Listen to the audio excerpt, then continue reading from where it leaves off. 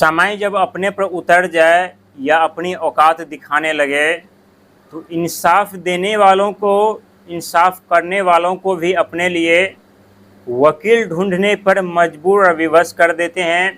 कहते हैं समय का खेल बहुत निराला होता है और जो व्यक्ति समय के साथ चलना जानते हैं, जो समय को परख लेते हैं, जो समय को भांप लेते हैं, वो इंसान एक न एक दिन अपने जीवन में ज़रूर धनवान बनते हैं।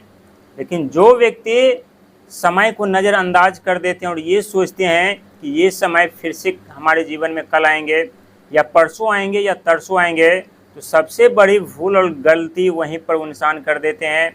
लेकिन जो इंसान समय के साथ बदल जाते हैं वो इंसान अपने जीवन में एक कामयाब इंसान तो ज़रूर बन जाते हैं। लेकिन यदि आपके पास समय और परिस्थिति को बदलने की ताकत और क्षमता है तो उस क्षमता को बरकरार रखिएगा। उम्मीद की दिया को बुझने मत दीजिएगा, क्योंकि आपके जीवन में बहुत बड़े परिवर्तन, बहुत बड़े बदलाव होने जा रहा है। जो कई बार आपके हाथों से वो मौका फिसल गया था, वो मौका फिर से हाथ लगने वाली है। कहते हैं जब सिंह राशि वालों को समय साथ देने लगे तो बड़ों बड़ों को मात देने लगते हैं। लेकिन एक बात ये भी सत्य है कि जब सिंह राशि वालों का समय साथ छोड़ता तो चारों तरफ जिधर नज़र घुमाते हैं उधर अंधकार ही ना अंधकार नज़र आता है। समय का खेल बहुत निराला होता है। समय चाहे तो ज़मीन पर बैठे भिखारी को भी सिंहासन पर बैठा देते हैं, और जब समय चाहे तो सिंहासन पर बैठे राजा को भी पद प्रतिष्ठा त्यागना पड़ता है, उन्हें ज़मीन पर भी आकर बैठना पड़ता है। प्रिय सिंह राशि के दर्शक, आशा करता हूँ अच्छे होंगे, स्वस्थ होंगे, लेकिन जीवन में 3 बड़ी परेशानियों का सामना इस समय आप लोग कर रहे होंगे। और यदि इन 3 बड़ी समस्याओं का सामना आप लोग कर रहे हैं तो समझ लीजिए कि उनका अंत होने के साथ साथ कई ऐसे सफलता जो आपके दरवाजे पर दस्तक देने वाली है, कई ऐसे सफलता जो आपके चौखट पर दस्तक देने वाली है, कई ऐसे सफलता जो आपके दरवाजे खटखटाने वाली है। क्योंकि 2026 का साल ये कोई साधारण साल नहीं है आप लोगों के लिए। कभी कभी आप लोग नज़रअंदाज कर देते हैं, लेकिन नज़रअंदाज यदि इस समय अब आप लोग करेंगे तो ये समय दोबारा आपके जीवन में दस्तक नहीं देने वाली, क्योंकि कई वर्षों बाद इस प्रकार की समस्या जिसका अंत होने जा रहा है और कई ऐसी सफलता जिसका आप लोग बेसब्री से इंतजार कर रहे थे, वो सफलता अब आप लोगों को हाथ लगने जा रही है।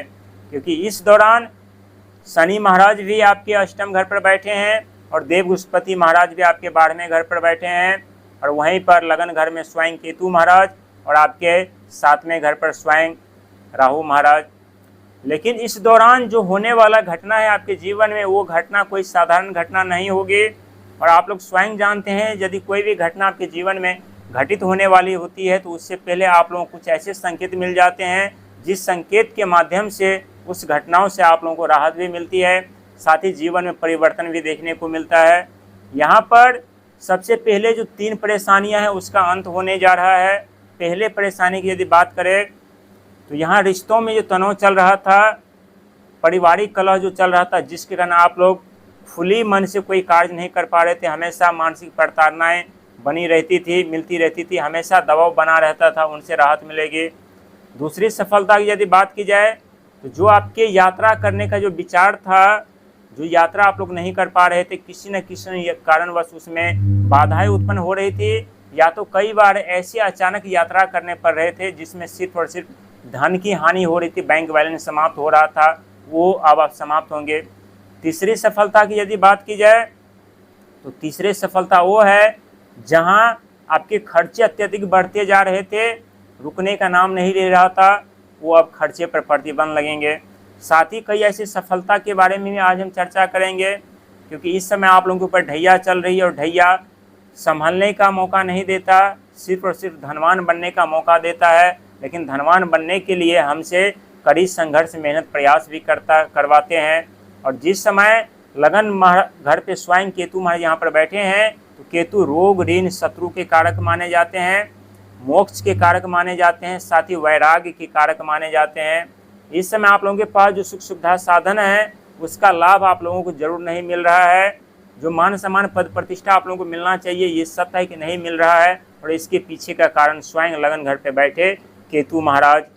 और केतु महाराज कुंडली के जिस घर पर बैठते हैं उस घर के मोह माया को तोड़ने का कार्य करते हैं। इस समय आप लोगों के मन में एक ही ख्याल चल रहा होगा, न सम्मान का मोह, न अपमान का भय। और लगन घर वो होता है जो हमारे खुद का घर होता है, हमारा व्यक्तित्व, हमारा पर्सनालिटी, हमारा मान सम्मान का घर होता है। और जब से ढैया आरंभ हुए हैं तब से आप लोगों के जीवन दिन प्रतिदिन नर्क जैसी बनती हुई जा रही। तो खासकर जब अष्टम घर पर शनि महाराज हो तो यहाँ चोट लगने का भय, एक्सीडेंट होने का चांस, लड़ाई झगड़े, हमेशा माहौल ख़राब होना, किसी न किसी बात को लेकर के टकराव होना। और वहीं सातवें घर पर तो पारिवारिक कलह उत्पन्न होना। और वहीं कई ऐसे धन के रास्ते जो आपके बंद पड़ना, कई तरह की समस्या जो आपके जीवन में आपके सर पर तांडव मचा रही थी, लेकिन उन सब चीज़ों का अंत होने जा रहा है। क्योंकि आप सभी जानते हैं कि जब सूर्य ग्रहण लगता है और चंद्र ग्रहण लगता है तो उस समय न तो भगवान सूर्य का शुभ प्रभाव हमारे ऊपर पड़ता है, न ही चंद्रमा का शुभ प्रभाव हमारे ऊपर पड़ता है। और उस समय दो ग्रह सबसे ज़्यादा तांडव मचाते हैं, एक मायावी ग्रह और एक छायावी ग्रह, यानी केतु महाराज और राहु महाराज। और उस समय जब शनि महाराज भी अस्त अवस्था में रहेंगे और देव बृहस्पति महाराज भी अस्त अवस्था में रहेंगे तो यहाँ केतु का राहु का दोनों का प्रभाव देखने को मिलेगा। यहाँ पर यदि आप लोग अपने नियत साफ करके और दिन प्रतिदिन संघर्ष के साथ आगे बढ़ते हैं, साथ ही अपने आइडिया का सही दिशा में इस्तेमाल करते हैं, अपने बुद्धि का सही दिशा में इस्तेमाल करते हैं और लालच से बचते हैं, तो सातवें घर पर बैठे कि राहु महाराज आप लोगों को अत्यधिक धनवान बनाने का कार्य करेंगे, अत्यधिक आपके रास्ते खुलने का कार्य करेंगे, आपके कार्यों को विस्तार करने का कार्य करेंगे, आपके जीवन में जो बाधाएं उत्पन्न हुई है उस बाधा को अचानक से समाप्त करने का कार्य और प्रयास करेंगे। वहीं लगन घर पर केतु महाराज हैं तो यहाँ मान सम्मान पद प्रतिष्ठा दिलाने का कार्य करेंगे।